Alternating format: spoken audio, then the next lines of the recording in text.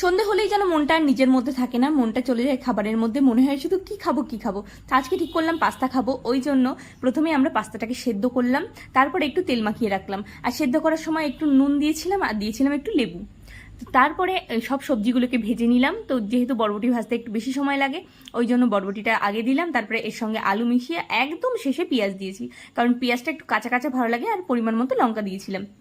ভাজাটাকে নামিয়ে রেখে এরপর আমরা কড়াইতে দিয়ে দিলাম পাস্তাটা একটু ভালো করে ভাজা হয়ে গেলে এর সঙ্গে আমরা ভেজে রাখা সবজিগুলো আর ডিমটা মিশিয়ে দিলাম। আমার ঠাম্মা যেহেতু সস খায় না, ওই জন্য ঠাম্মারটা আগে নামিয়ে রেখে তারপরে আমরা দিলাম সস।